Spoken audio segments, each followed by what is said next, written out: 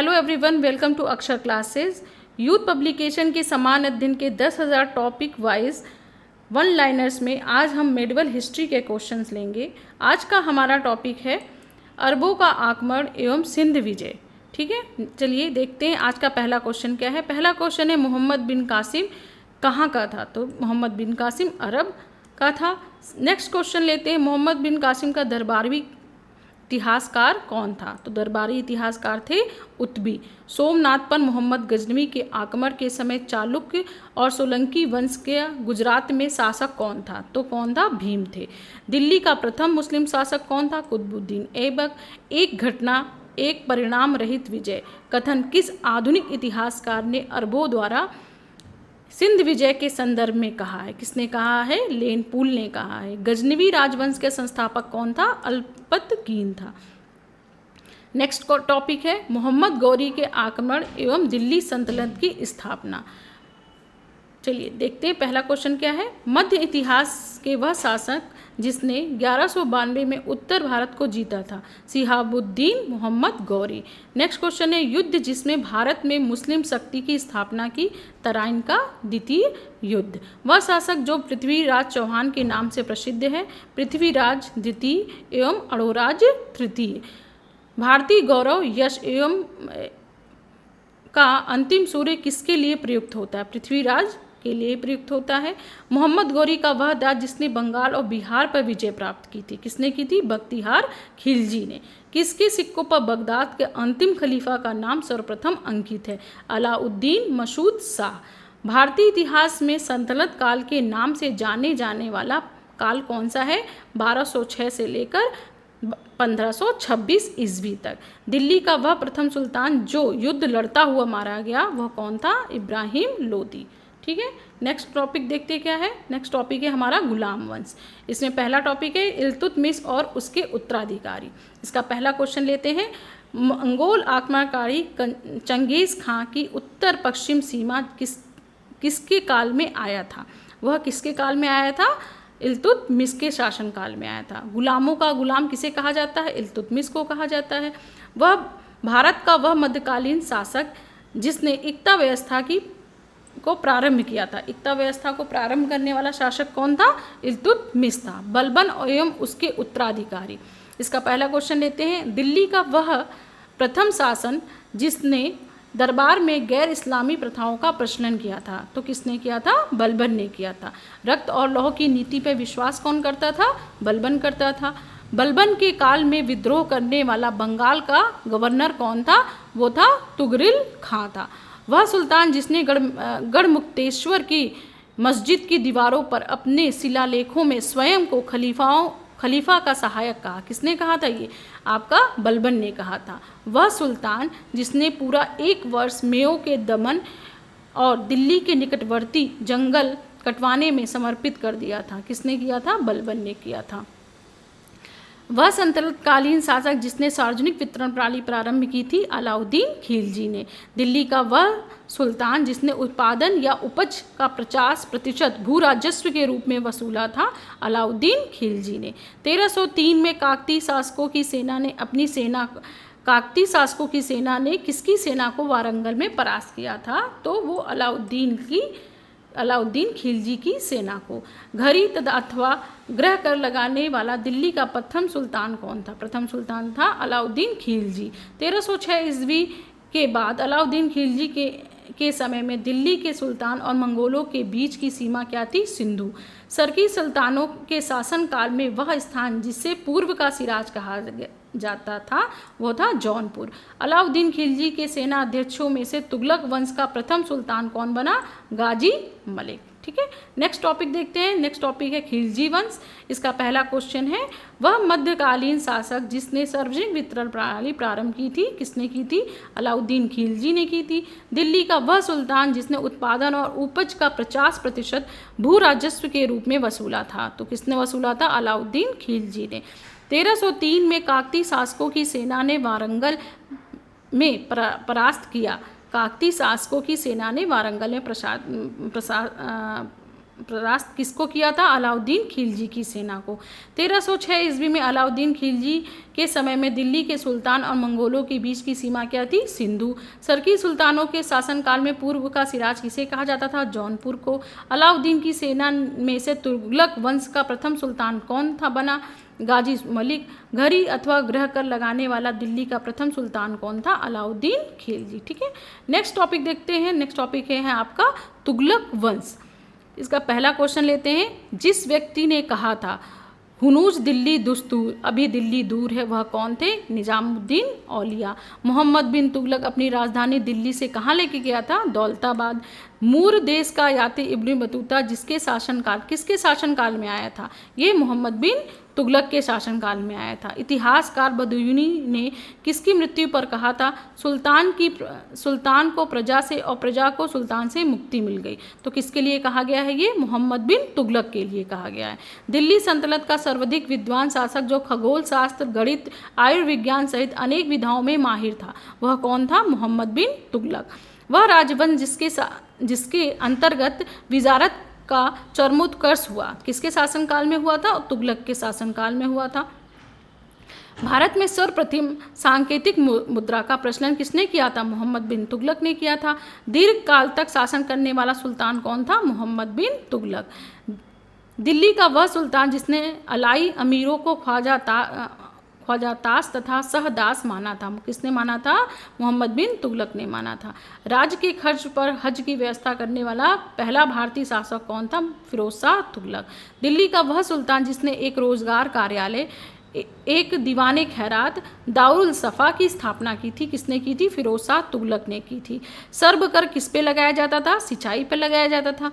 दिल्ली का वह सुल्तान जिसने एक अनुवाद विभाग की स्थापना की, जिससे दोनों संप्रदायों के लोगों में एक दूसरे के विचारों को अच्छे तरीके से समझ पाने या बेहतर समझ हो सके के लिए स्टार्ट किया था। किसने किया था? फिरोज शाह तुगलक ने किया था। जौनपुर शहर की स्थापना किसने की थी? फिरोज शाह तुगलक ने की थी। दिल्ली के ब्राह्मणों पर भी जजिया कर लगाने वाला सुल्तान कौन था? फिरोज शाह तुगलक था। टोरपा तथा मेरठ में 2 अशोक स्तंभ दिल्ली कौन लेकर आया था? वो फिरोज शाह तुगलक लेकर आया था। बेरोजगारों की सहायता के लिए दिल्ली में रोजगार कार्यालय की स्थापना किसने की थी? फिरोज शाह तुगलक ने की थी। सर्वप्रथम लोक निर्माण विभाग की स्थापना किसने की? फिरोज शाह तुगलक ने की। तैमूर ने किसके काल में भारत पर आक्रमण किया और दिल्ली को लूटा? तो किसके काल में लूटा था इसने? नसरुद्दीन महमूद के समय में। किस वंश के सुल्तानों ने सबसे अधिक समय तक देश में राज किया था? तुगलक वंश ने किया था। ठीक है, नेक्स्ट टॉपिक है हमारा सैयद एवं लोधी वंश। इसका पहला क्वेश्चन लेते हैं।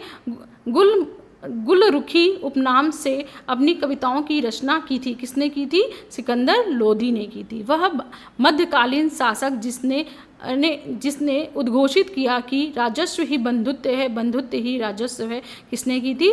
बहलोल लोधी ने।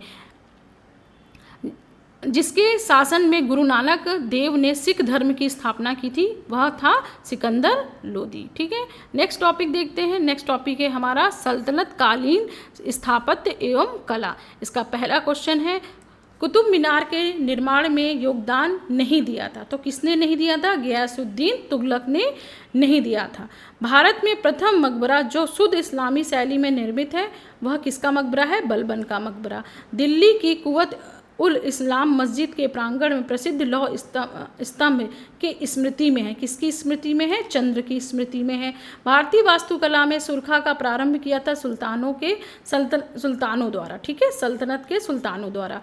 चित्तौड़ की कीर्ति स्तंभ का निर्माण किसने करवाया था? राणा सांबा ने करवाया था। ठीक है, नेक्स्ट टॉपिक है सल्तनत कालीन साहित्य एवं इतिहासकार।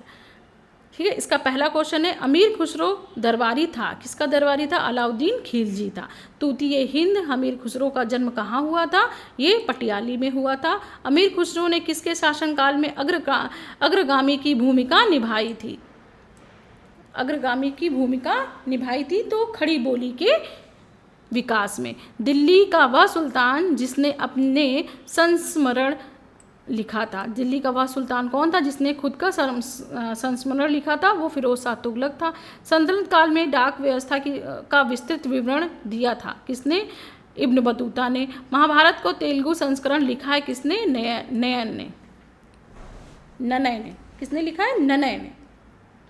ठीक है। नेक्स्ट क्वेश्चन है हमारा, एक तरफ आपके रचनाकार हैं और दूसरी तरफ उनकी रचनाएं हैं। ठीक है। मुल्ला दाऊद की रचना क्या है? चंदायन। ठीक है। नेक्स्ट है दामोदर कवि की रचना है पद्मावती कथा। सोमनाथ की रचना है राग विबोध।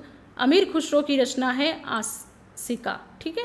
नेक्स्ट क्वेश्चन है आपका, एक तरफ आपको पुस्तक दिए गए हैं और उनके दूसरी तरफ उनके लेखक। ठीक है। तबाक ए नासरी किसके द्वारा लिखी गई है? मिनहाज उस सिराज जस जानी के द्वारा लिखी गई है। तारीख है फिरोज शाही किसके द्वारा लिखी गई है? शम्स ए सिराज अफीफ के द्वारा लिखी गई है। तुगलकनामा किसके द्वारा लिखी गई? अमीर खुसरो के द्वारा लिखी गई है। हुमायूं नामा किसके द्वारा लिखी गई है? गुलबदन बेगम के द्वारा लिखी गई है। ठीक है। हमारा नेक्स्ट टॉपिक है विजयनगर, बहमनी तथा अन्य प्रांतीय राजवंश। बहमनी राज की स्थापना कब हुई थी? बहमनी राज की स्थापना हुई थी 1347 में। दक्षिण में बहमनी राज के संस्थापक कौन था? हसन गंगू। कृष्णदेवराय के दरबार में अष्टदिग्गज थे 8 तेलुगु कवि। तलीकोटा का युद्ध हुआ था, कब हुआ था? 23 जनवरी सन 1565 में हुआ था। अब्दुल रज्जाक विजयनगर कब आया था? देवराय द्वितीय के राजकाल में आया था। विजयनगर साम्राज्य के तमिल क्षेत्र में सबसे बड़ी प्रशासनिक इकाई कौन सी थी? कोट्टम। प्राक मुगल काल में वह स्थान जिसे भारत का सिराज समझा जाता था जौनपुर। हिंदी खड़ी बोली के जनक किसे माना जाता है? अमीर खुसरो को माना जाता है। किस विजयनगर के शासन में बेल्लोर में पुर्तगालियों को गिरजाघर निर्माण करने की अनुमति प्रदान की थी? वेंकट द्वितीय ने। अपनी मधुरा विजय काव्य में अपने पति के विजय अभियानों का वर्णन करने वाली कवित्री कौन थी? गंगा देवी। ठीक है। नेक्स्ट टॉपिक है आपका भक्ति एवं सूफी आंदोलन। क्या है? भक्ति एवं सूफी आंदोलन। इसका पहला क्वेश्चन लेते हैं। वह योग जो नागपंथियों द्वारा अपनाया गया, जिसकी क्रियाओं को सूफी संतों ने भी अपनाया, वह कौन सा योग है? हठ योग। सूफी संतों में अजमेर को किसने घर बनाया था? शेख मुहिउद्दीन चिश्ती ने बनाया था। प्रसिद्ध कवि अमीर खुसरो सूफी संत के अनुगामी थे। शेख निजामुद्दीन औलिया के। ख्वाजा मुहिउद्दीन चिश्ती शिष्य किसके शिष्य थे? ख्वाजा उस्मान राहून के थे। शेख निजामुद्दीन औलिया शिष्य थे बाबा फरीद के थे। सूफी संत महबूब ए इलाही कहलाते हैं। कौन कहलाते हैं? शेख निजामुद्दीन औलिया। वह सूफी संत जिनके विचारों को सिखों के धर्म ग्रंथ आदि ग्रंथ में संकलित किया गया है, वह है फरीउद्दीन गंज ए शंकर की। शेख उल हिंद की पदवी प्रदान की गई थी। किसे प्रदान की गई थी? शेख सलीम चिश्ती को। सूफीवाद के सिलसिलों में संगीत का विरोध किसने किया था? नक्शबंदी संप्रदाय ने किया था। सूफियों में कृष्ण को औलिया का रूप माना जाता है। शेख मोहम्मद गौस ने माना। कबीर शिष्य थे रामानंद के। मीराबाई समकालीन थी चैतन्य महाप्रभु की। किस भक्ति संत के शिष्यों के प्रयास से वृंदावन एक तीर्थ स्थल हो गया? चैतन्य के। गुरु नानक का जन्म स्थल था तलवड़ी। हुजूर साहब का गुरुद्वारा किसकी याद में बनाया गया था? गुरु गोविंद सिंह के। कोई व्यक्ति किसी व्यक्ति से उसका धर्म संप्रदाय या जाति न पूछे, या कथन किसने कहा था?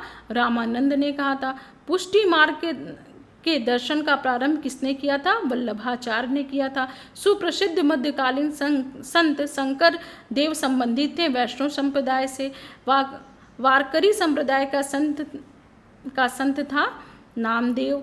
भक्ति आंदोलन को प्रारंभ किसने किया था? अलवर संतों ने किया था।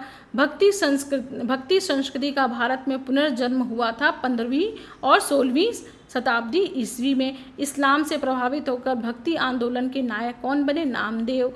मूलक दास एक संत थे। कहाँ के संत थे? कड़ा के संत थे। ठीक है। हमारा नेक्स्ट टॉपिक है सल्तनत कालीन विविध। ठीक है। इसका पहला क्वेश्चन है वास्को डी गामा भारत आया। कब भारत आया था? 1498 में। संगीत यंत्र तबला का प्रचलन किसने किया? अमीर खुसरो ने। चंगेज़ खां का मूल क्या नाम था? तेमुचिन। भारत में पोलो खेल का प्रचलन किसने प्रारंभ किया? तुर्कों ने। पैगंबर हजरत मोहम्मद का जन्म हुआ था 570 ईस्वी में। सल्तनत काल में अधिकांश अमीर एवं सुल्तान किस वर्ग से संबंधित थे? वह तुर्क थे। सल्तनत काल में भूमि को मापने के लिए किस शब्द का प्रयोग किया जाता था? भूमि को मापने के लिए मशाहत का प्रयोग किया जाता था। सल्तनत काल में सैन्य विभाग का अध्यक्ष को क्या कहा जाता था? आज़िर ए मुमालिक। मेडिवल हिस्ट्री में यहीं तक। आपका नेक्स्ट वीडियो में हम बाबर के आगमन और मुगल वंश की स्थापना के क्वेश्चन को लेंगे। Thank you.